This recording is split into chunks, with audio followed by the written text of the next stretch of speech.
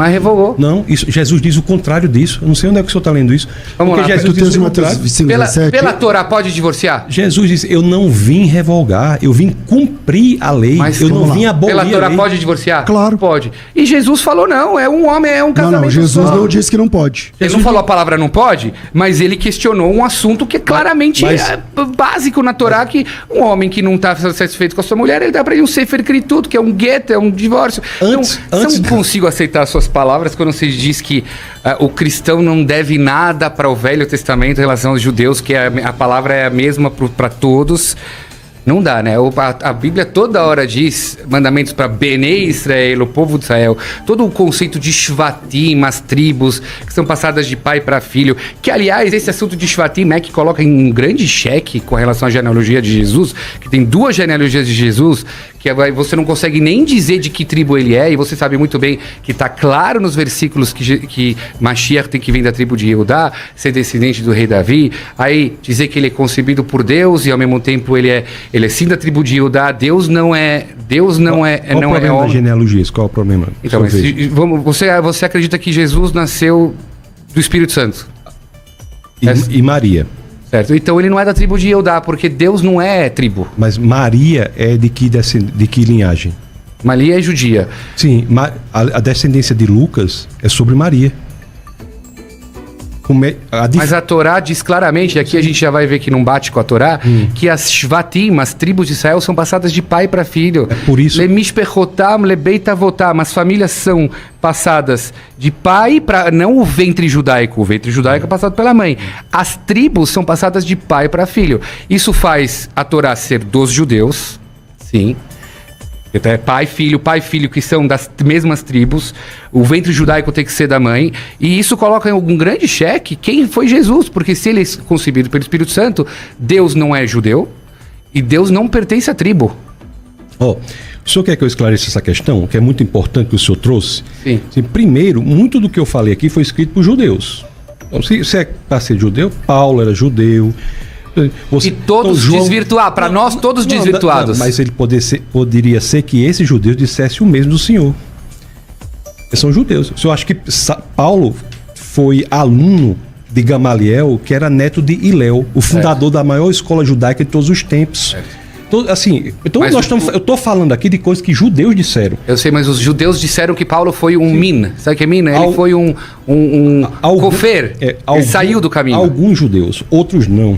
Né? Outros entenderam que o judaísmo e cristianismo eram a mesma coisa, porque o Antigo Testamento e o Novo são um só. E quando eu disse que não devemos nada ao Antigo Testamento, preste bem atenção, porque foi diante da sua sugestão de que os cristãos abandonassem o Antigo Testamento e se detivessem apenas ao Novo. Eu não considero isso respeitoso, assim, não que o senhor fez desrespeitosamente. O que eu quero dizer é que o texto, o judeu não é detentor, quem pode ler o Antigo Testamento não é só o judeu. Não, isso eu não falei. Todo mundo pode. E isso, porque nós cristãos entendemos que o Antigo Testamento é um livro cristão. É isso que eu estou lhe dizendo. Então por que vocês não cumprem as 613 mitzvot? Cumprimos em Cristo Jesus e nem o Senhor cumpre, porque não existe mais templo. É verdade. Então a gente cumpre todas que dá. Então estamos no mesmo ponto. Nem eu cumpro. Não. Agora, eu cumpro em Cristo Jesus e o judeu não tem como cumprir. Porque em Cristo, a lei é como Moisés. Aponta a promessa, mas não é capaz de entregá-la. Josué, como Jesus, entrega a promessa.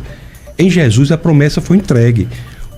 As leis, elas são resumidas. As 613 leis são resumidas para 10 no 10 mandamentos que apresentam Deus. O processo de santificação é a busca da lei. Quando a lei diz assim, não mentirás, é porque Deus é a verdade. Quando diz não adulterarás, porque Deus é fiel. Quando diz não roubarás, porque Deus é confiável. Nós cumprimos. E Jesus, no Evangelho de Mateus, no capítulo 11, no verso 27, ele reduz ainda mais, quando questionado qual é o maior dos mandamentos. Ele diz, amar a Deus com toda a sua alma, seu coração e o seu entendimento. É errado. É errado da perspectiva do Antigo Testamento, mas o Deus encarnado tem autoridade para fazer isso. Então, dizer que Jesus não pode fazer, é colocar a consequência, a conclusão nas premissas. Não se pode dizer que Jesus não pode dizer isso, porque ele é o Deus encarnado. Okay. Então, há um resumo. Porque o mesmo Deus que aparece para pelo menos 3 milhões de pessoas É o que a gente pode dizer, são 600 mil homens. Se você considerar mulheres e idosos, é a contagem que está na Bíblia. Porque o mesmo Deus que aparece numa revelação absurda, onde o povo ouviu a voz de Deus, diretamente ouviu a voz de Deus, falando as leis, passando a Torá para Moisés, muda as regras do jogo numa jogada no escurinho. Não mudou as regras do jogo. Como mudou, não mudou? Senão você estaria cumprindo. Não, porque as leis nunca foram dadas como escadas para alguém se tornar povo de Deus. As leis foram dadas para um povo que já era o povo de Deus. A lei foi dada para um povo que havia atravessado o Mar Vermelho sem sequer molhar os pés, que havia sido miraculosamente alimentado no deserto. A lei não é para se tornar povo de Deus, mas é para cumprir, porque se é de Deus. Isso aqui está para nós hoje. Nós buscamos a lei como um processo de santificação, mas ela é inservível para a salvação. A salvação se dá em Cristo Jesus. Então, a lei não é desimportante, não está revogada, e nem Jesus disse isso. Jesus diz, eu vim para cumprir, não para revogar a lei.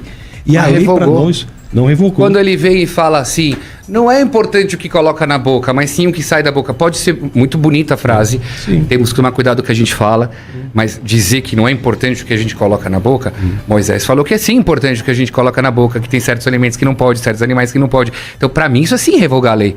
Você rasgou a lei de Moisés. Jesus, ele coloca a lei num nível muito mais difícil de se cumprir, na realidade, em vez de revogar. No Sermão da Montanha, Jesus diz assim, não é adulterar, é pensar em adulterar. Ele vai para o epicentro, o centro da lei, o ponto mais profundo da lei e busca o coração. Na realidade, cumprir a lei em Jesus é muito mais difícil, porque não é adulterar. Para o judeu pode pensar em adulterar 1000 vezes, não é pecado. Verdade. Mas se ele adulterar, porque o judeu é muito mais uma ortopraxia. A prática é muito importante. E para o cristão também, mas não como causa de salvação. Então, Jesus, em vez de revogar a lei, colocou a lei num nível muito mais difícil de cumprimento. Porque ele disse assim, olhe, não é adulterar apenas, é pensar em adulterar. Coloca a lei no coração, ele vai para o centro da lei. Mas aí não é humano. Aí não é humano. Quando Deus fala, vamos lá. Não é humano, como assim? Eu vou te explicar.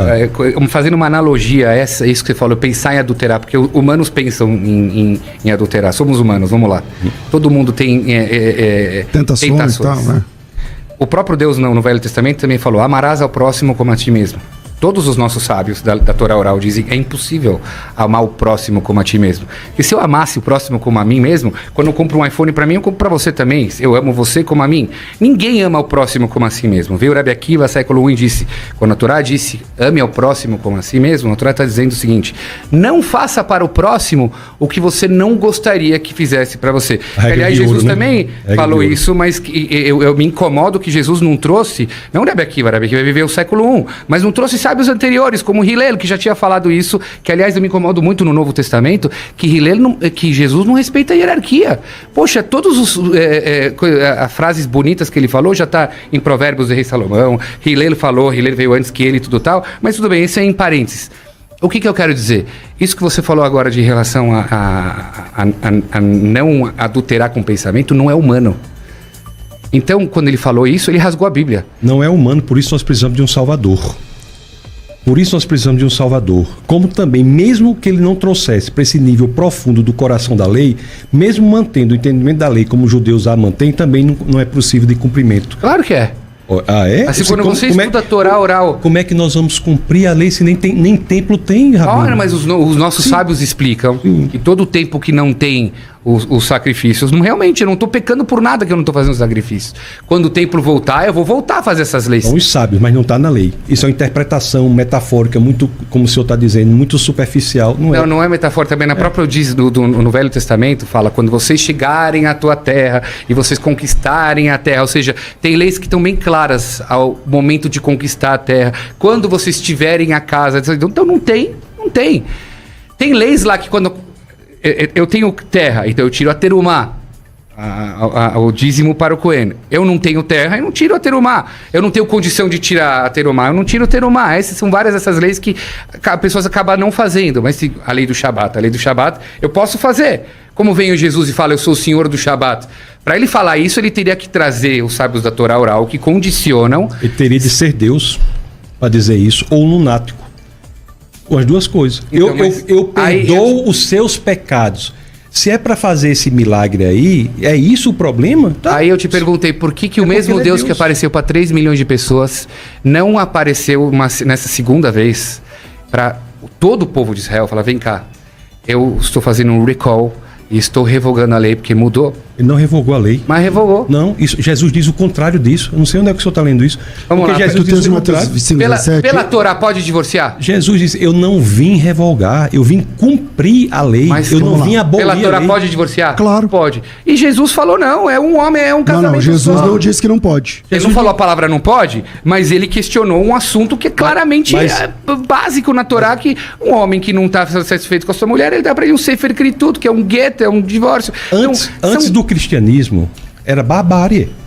Era o quê? Era barbárie.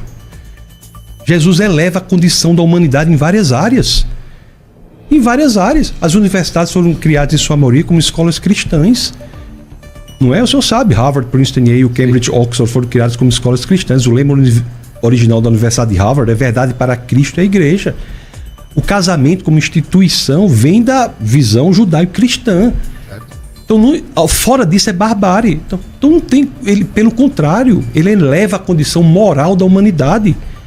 A questão da mulher samaritana eleva a condição da mulher. Mesmo os judeus, que entre os povos da antiguidade era o que era o mais moral, não chega a esse nível de elevação da condição de dignidade da mulher, como Cristo inaugura no evento do advento, na situação da mulher samaritana. Não, desculpa, você estava falando que Jesus enaltece a mulher. Jesus chama a viúva a partir de 60 anos. E na Torá, a viúva é viúva.